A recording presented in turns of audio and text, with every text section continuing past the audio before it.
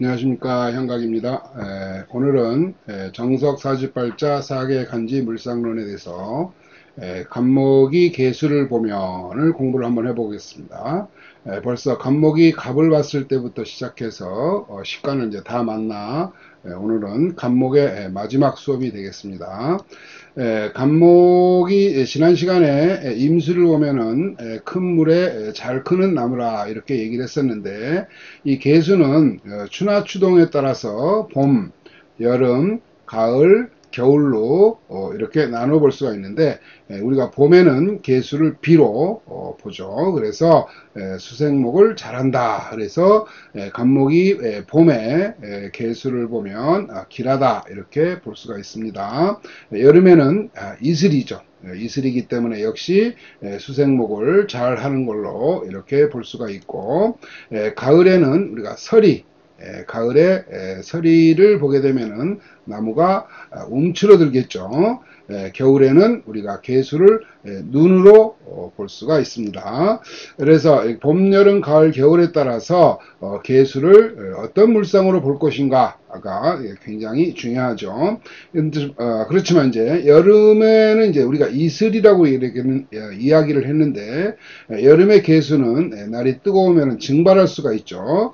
그래서 계수는 금이 금으로부터 금생수를 계속 받아야지만 물이 끊이지 않고 계속 생기는 걸로 볼 수가 있죠. 그래서 금생수 수생목으로 이어져서 좋다 이렇게 볼 수가 있죠. 예를 들어서 사주의 천간이 이렇게 경계 갑으로 구성이 되어 있다면 금생수 수생목을 잘 받는다. 무엇이 있을 때?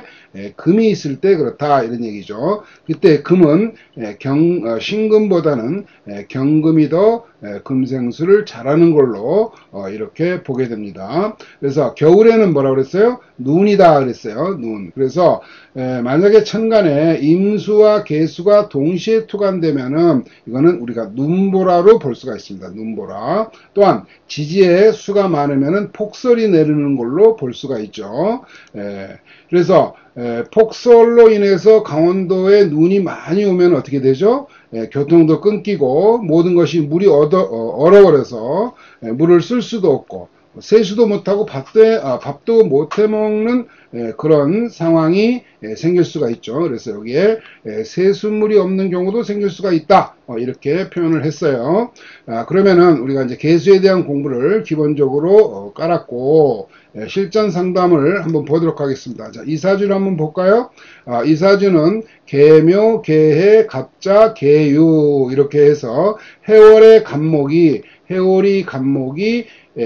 이렇게 해자로 이렇게 꺼져 있고, 또 이 유금의 금생수를 받는 환경이죠. 이 사주의 대운을 보면 이렇게 구성이 되는데, 이 사주의 물상을 보면은 이런 그림을 연상해 볼 수가 있어요. 이렇게 눈이 한껏 개는 눈이 소복하게 내리는 상황이다. 이렇게 물상을 지어 볼 수가 있죠. 그래서 이 눈이 잔뜩 오는 곳에 서 있는 나무, 이 풍경이 어때요? 멋있죠? 이 그림은 더 멋있어요. 이렇게 눈이 많이 오는 곳에 갑목이 큰 나무가 여기 서 있는 모습, 굉장히 그림이 좋죠. 이런 그림이 그려지면 이런 곳에는 많은 사람들이 모이게 되고, 또한 이 그림 또한 멋있죠. 멋있어서 인물이 좋다. 뭐 이렇게 볼 수도 있습니다. 해월에 자수가 있기 때문에 좀 춥다. 그렇지만 해월이니까 초겨울이지만은 추워서 날씨가 개가 눈이 소복소복 내리는 것으로 볼 수가 있죠. 그래서 해월에 많은 눈이 내리는 상태에서 갑목이 우뚝 서여 있는 모습으로 풍경이 아름다워 보인다 이렇게 볼습니다. 그래서 실질적으로 이 사주의 주인공은 얼굴도 상당히 예쁩니다. 카톡에 사진을 올린 것을 보면 가진 포즈를 취한 그 사진을 많이 올려놓았었는데, 요즘은 어떻게 뭐 카톡을 했는지는 모르겠어요. 아무튼 시선을 끄는 인물입니다. 그래서 또한 여기에 유금이 있죠. 이 유금은 우리가 이미 지난 시간에 뭐라고 그랬어요? 구성해서 태궁의 속성으로서 말을 잘한다 이렇게 얘기를 했었죠. 그래서 이 사람 말도 아주 잘합니다. 식상이 없는데 여기에 화가 없어요. 화가 식상인데 식상이 없는 사람이 말을 잘한다고? 네, 아주 잘합니다. 달변이라고 할 정도로 한번 말을 시작하면 끝이 없이 자기 말을 조잘조잘 아주 잘하는 여잔데, 우리가 일반적으로 전통명리에서 보면 이렇게 뭐 식상이 없는데 무슨 말을 잘해? 그래서 전통명리로 보면 허접하게 사주를 볼 수밖에 없다는 이야기를 제가 자주 하는 것이죠. 그래서 이 전통명리로다가 이 사주를 보면 이 간목이 개개해자 유개로 물이 굉장히 많다. 그래서 이거는 부목이다 이렇게 볼 수가 있죠. 그렇죠? 그래서 온통 물바다로 풍수가 나서 이제 살기 팍팍하겠다 이렇게 말할 수 있는 사주입니다. 그런데 겨울에는 홍수가 없어요. 그렇죠? 물이 꽁꽁 얼었는데 홍수가 납니까? 이런 경우가 전통 명리의 한계라고 볼 수가 있습니다. 계절의 감각을 모르면 허접하게 사주를 볼 수밖에 없다는 거 명심하시고, 물상 각 계절에 따라서 어떤 식간이 어떤 상황에 처하는가를 이렇게 자연 생태학적인 공부를 하지 않는다면 사주는 허접하게 볼 수밖에 없다라는 거죠. 이 사주는 2016년 병신년에 명리를 공부를 하겠다고 찾아와가지고 저하고 이제 알게 된 분인데, 이 사람 얘기로는 자기는 어려서 아주 유복한 가정, 경제적으로 여유가 있는 가정에서 태어났다라고 얘기를 했어요. 여기 병인대운이 들어오게 되면 이제 좀 어려워지는 상황이 되는데, 이때 결혼을 했어요. 32세에 결혼을 해서 32세에 결혼을 해서 결혼과 동시에 남편과 독일로 이민을 갔는지 그건 모르겠고, 좌우지간 20년 동안 독일에서 생활을 하다가 요때 무진대운에 이제 들어왔어요.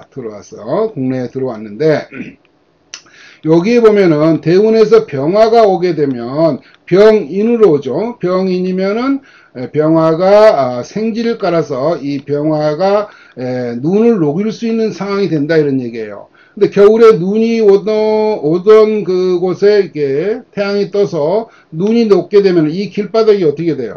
길바닥이 질퍽하게 되죠. 그렇죠. 눈이 녹으면 길이 질펀하게 되고 아름답던 풍경이 녹으니까 보기에도 흉하게 되고, 그래서 어려운 시절이 다가오는데 마침 이 시기에 해외로 나갔기 때문에 흉한 것을 해소한 것으로 편안한 삶을 외국에서 이제 지내고 들어왔는데, 이 무대운이 오면서 무게합으로 이제 눈이 그치는 상황이 됐어요.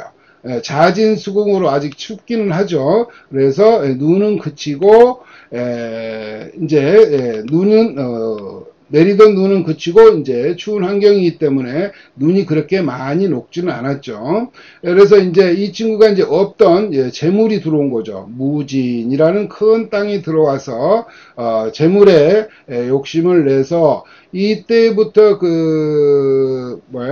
외국에서 오파상, 국내에 들어와가지고 이제 오파상을 차려가지고 돈을 많이 투자를 해서 한 20억 정도를 투자를 했던 걸로 이제 저한테 얘기를 했었어요.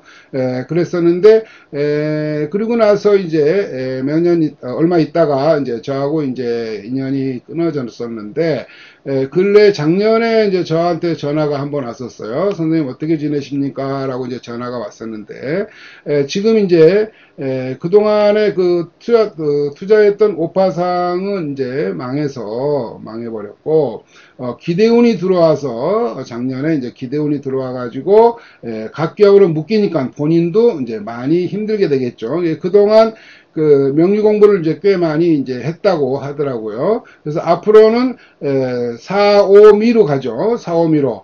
다음 대운부터는 이제 화대운으로 가는 시기니까 이 눈이 다 녹아서 땅은 질퍽거리고, 그렇게 되면은 부동산도 좋은 부동산 인연을 맺을 수 없다 이렇게 볼 수가 있겠죠. 그래서 앞으로 고생을 좀 해야 되는 것으로 보게 됩니다. 그래서 이 사주를 보면서 안타까운 생각이 많이 드는 사주입니다. 이렇게 간목이 개수를 보았을 때 이게 개수가 눈이냐 비냐 아니면은 임수가 투간이 동시에 됐을 경우에는 뭐 폭설이냐 아니면은 뭐 폭우냐 뭐 이렇게 분류를 할 수 있는 그런 능력을 키워야 되겠습니다.